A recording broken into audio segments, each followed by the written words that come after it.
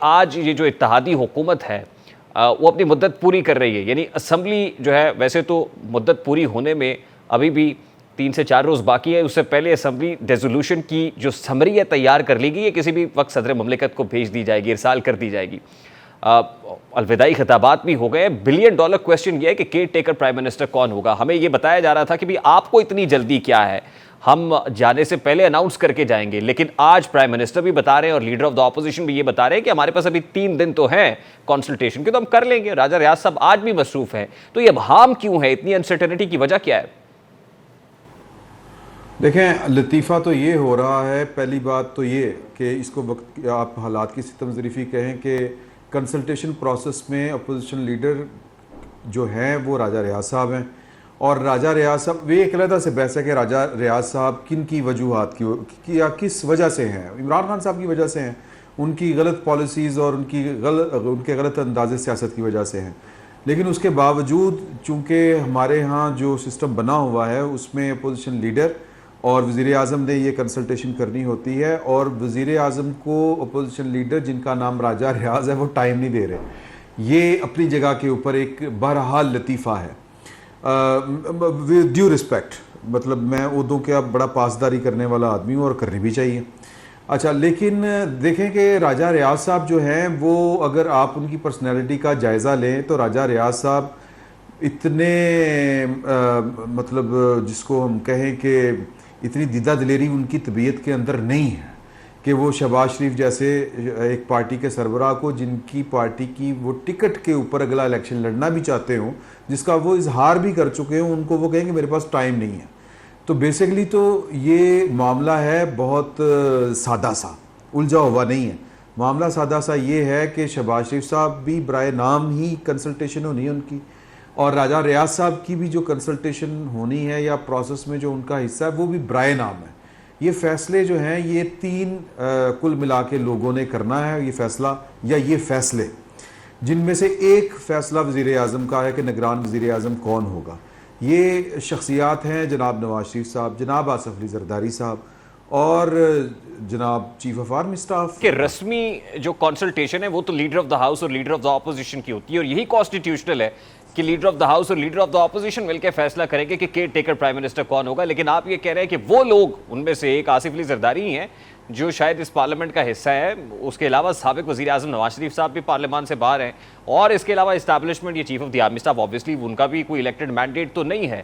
تو آپ یہ کہہ رہے ہیں کہ اصل میں فیصلہ کہیں اور ہونا ہے. اگر کہیں اور ہونا ہے تو یہ فیصلہ ابھی ہونا ہے، یا یہ فیصلہ ہو گیا ہے، نام لکھ کے فائنل کر لیا گیا ہے اور سنایا جائے گا بس؟ اچھا، میرا یہ ذاتی اگر آپ مجھ سے پوچھیں تو مجھے یہ میری جو گٹ فیلنگ ہے وہ ہے کہ شاید یہ پروسیس ابھی جاری ہے. مطلب یہ کہ یہ کسی نتیجے کے اوپر پہنچ نہیں پا رہے، اور اس کی کئی وجوہات ہو سکتی ہیں. یہ بڑا رپورٹڈلی کہا گیا کہ جو پاکستان کی جو پولیٹیکل کلاس ہے، جو ہماری گورنمنٹ سائڈ کے جو لوگ ہیں، جو پولیٹیکل پارٹیز ہیں، ان کی کچھ ریزرویشنز ہیں انتخابات کے حوالے سے. لیکن آپ نے دیکھا کہ یہ 2-4 پچھلے جو دن ہیں، میکسیمم 1 ہفتہ، اس میں وہ لوگ بھی جن کے بارے میں کہا جا رہا تھا کہ وہ انتخابات کو 1 دن کا بھی ڈیلے برداشت نہیں کریں گے، وہ کہہ رہے ہیں، پاکستان پیپلز پارٹی کے قمر زمان قاہرہ صاحب بھی، کہ اگر انتخابات 1 مہینہ ڈیلے ہو بھی جائیں تو کون سی قیامت آ جائے گی. تو اب وہ بہانہ جو بنا ہوا ہے وہ ہے کہ جی کہ جو مشترکہ مفادات کی کونسل ہے اس نے وہ نوٹیفائی کر دیا ہے مردم شماری کے جو یا سینسس کے جو نتائج ہیں. اب دیکھیں، سینسس کے جو نتائج ہیں وہ اتنی دیر آپ نے چھپا کے کیوں رکھے ہوئے تھے؟ اسی وقت کے لیے رکھے ہوئے تھے. اس کا مطلب یہ ہے کہ کسی نے بہت پہلے فیصلہ کر لیا تھا کہ پاکستان کو کچھ مسائل ایسوں کا سامنا ہے جن کو حل کیے بغیر ہم اگلے انتخابات میں نہیں جا سکتے. اب میں بڑی معذرت کے ساتھ یہ والی بات کروں گا کہ یہ اس لیے ہوا کہ ہم نے 2018 میں بہت سارا کام جعلی کیا. اس ریاست میں بہت سا کام جعلی ہوا.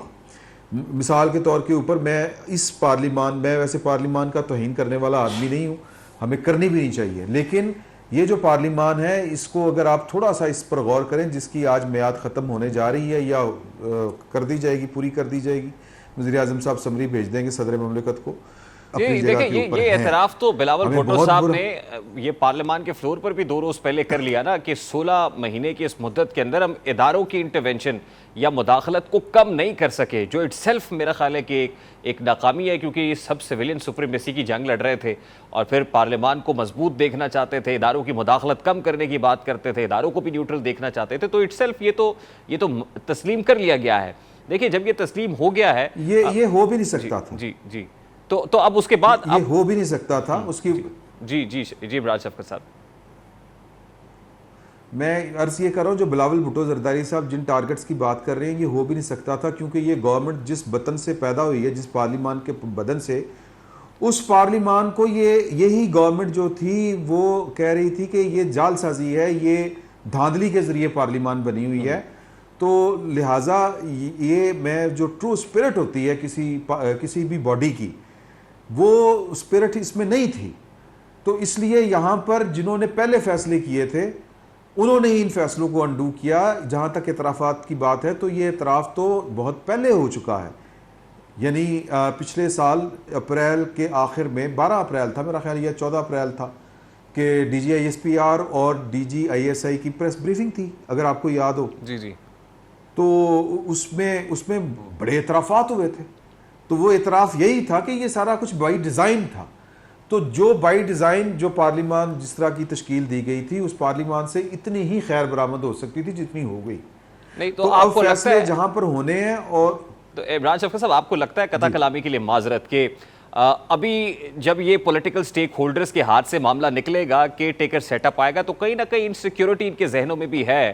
ابھی تو کہہ رہے ہیں جی 1 مہینہ ڈیلے ہو گیا تو کوئی بات نہیں ہے, لیکن یہ عدم تحفظ کا شکار بھی ہے کہ 1 مہینہ 2 مہینے, اس کے بعد 6 مہینے 8 مہینے, پتہ نہیں اگلے سال بھی انتخابات ہو سکیں گے یا نہیں ہو سکیں گے. دیکھیں بات یہ ہوتی ہے کہ آپ پاکستان میں تو جو ادارے ہیں وہ پرسنالٹی اورینٹیڈ ہوتے ہیں. مثال کے طور کے اوپر اگر کسی ادارے کا سربراہ وہ آ جائے جو کہے کہ میری کوئی تصویر کسی میڈیا کے اوپر نہیں آنی چاہیے, تو پالیسی وہی بن جاتی ہے. اگر کسی ادارے کا سربراہ کوئی ایسی شخصیت آ جائے جو کہے کہ جی ہمیں ماڈریٹ ہونا چاہیے, تو وہ ساری پوری ریاست ماڈریٹ ہونے کے چکر میں پڑ جاتی ہے. اس طرح اسلامائزیشن کی طرف نکل پڑتی ہے. اسی طرح اگر خوش قسمتی سے اس وقت پاکستان کے اندر ایک ادارے کی سربراہی ایک ایسے شخص کے پاس ہے جو یہ کہہ رہا ہے کہ ہمیں بطور ادارہ پارلیمان کی بالادستی کو بھی تسلیم کرنا ہے, بیسکلی آئین کے مطابق اور آئین کے تابع رہ کے ہم نے چلنا ہے, تو یہ گڈ لک ہمیشہ نہیں رہ سکتی. دیکھیں یہ مزاج سمجھیں, ہماری قوم کا, ہماری ریاست کا مزاج یہ ہے کہ ہم پرسنالٹیز کے عین مطابق چلتے ہیں یا اس کو فالو کرتے ہیں. تو یہ جو پرسنالٹی اس وقت ہے, اگر اس کو لگ رہا ہے کہ یہ 6 مہینے اگر ہم آگے چل کے پاکستان کے جو 2 میجر مسائل ہیں, ایک وہ جو 2018 میں یا 2010 میں جو پروجیکٹ آن کیا گیا تھا اس کی ہم نے نفی کرنی ہے, اس کو یا گریٹ ریسیٹ کی ایک اصطلاح یوز کی جا رہی ہے, اگر ہم نے وہ کرنا ہے تو ہمیں تھوڑا سا ٹائم چاہیے. اور اسی کی وجہ سے جو پاکستان کی اکانومی کی صورتحال ہوئی ہے اس کو بھی ٹھیک کرنا ہے, اس کے لیے بھی ٹائم چاہیے. اور پھر ان پولیٹیکل پارٹیوں کا جو پولیٹیکل کیپٹل برباد ہوا ہے پاکستان کو بچانے کے چکروں میں یا ریاست کو بچانے کے چکروں میں, تو پھر اس پولیٹیکل کیپٹل کی بحالی بھی ضروری ہے. تو یہ مشترکہ ایک آج کی تاریخ تک یہ ایک کامن ایجنڈا ہے. تو اس کے لیے کتنا اس ٹائم پر ریکوائرڈ اتفاق ہوگا؟ اس لیے ہے کہ یہ دیکھیں ابھی تو وہ کہہ رہے ہیں, جو باتیں ہو رہی ہیں وہ تو کہہ رہے ہیں کہ جی کہ مارچ سے پہلے فروری تک یہ انتخابات ہو جانے چاہیے. اس کی ٹیکنیکل ریزن یہ ہے کہ ہمارے پاس جو دستور کی آخری بندش ہے وہ مارچ میں مکمل ہو جائے گی, اس کے بعد تو پھر بالکل غیر دستوری کام ہو جائے گا. تو ابھی بھی جو ہم ایک دستور کی آڑ میں جو کام کر رہے ہیں وہ سہولت ہمارے پاس مارچ تک کی ہے کہ مارچ سے پہلے سینٹ کا الیکٹورل کالج جو ہے وہ کمپلیٹ ہو جائے.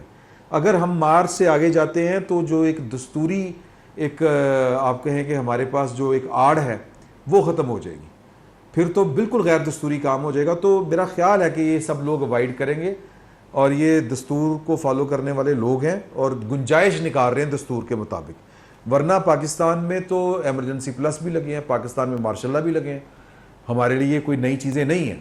لیکن اگر کوئی حیا کا تقاضا کر رہا ہے یا کسی کی آنکھ میں شرم ہے دستور کی, تو میرا خیال ہے کہ ہمیں امید کرنی چاہیے کہ یہ دستور سے آگے نہیں جائیں گے. دستور کو جتنا کھینچ سکتے ہیں اس کی آخری لمٹ جو ہے وہ فروری تک ہے.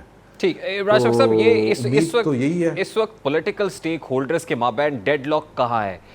یعنی ہم نے دبئی میں بیٹھ کے دیکھی، پھر کچھ لندن میں ملاقاتیں بھی ہوئی تھی، پاکستان میں تو رسمی سی کچھ ملاقاتیں ہوئیں، یہ ڈیڈ لاک کس جگہ پر ہے خاص طور پہ پیپلز پارٹی اور پی ڈی ایم کے مابین؟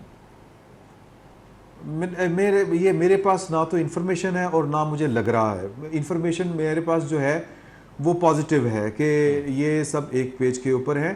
اگر کچھ سوچا جا رہا ہے، کچھ سمجھا جا رہا ہے، تو وہ جو آپ نے پہلے بات کی تھی کہ جو ایک عدم تحفظ کا شکار ہے کہ یہ پرولانگ نہ کر جائے، اس کی پیش بندی کیا کرنی ہے ہم نے. دوسرا کہ جو پی ٹی آئی کے چیئرمین ہیں ان کا ایک میں اگر کھل کے بات کروں تو یہ پولیٹیکل پارٹیز نہیں چاہتی کہ ان کا فوجی عدالتوں میں ٹرائل ہو. تو ابھی تک آپ دیکھیں کہ یہ اسی کا ثمر ہے کہ ابھی تک وہ جو 102 افراد جو گرفتار ہیں 9 مئی کے الزامات کی وجہ سے، ان کا بھی ابھی کسی بھی فوجی عدالت میں ٹرائل شروع نہیں ہوا. تو these are the positive things. میرا خیال ہے کہ یہ مثبت چیزیں ہیں. بہت بہت شکریہ، بات کریں گے اس پہ کے بعد ہمارے ساتھ.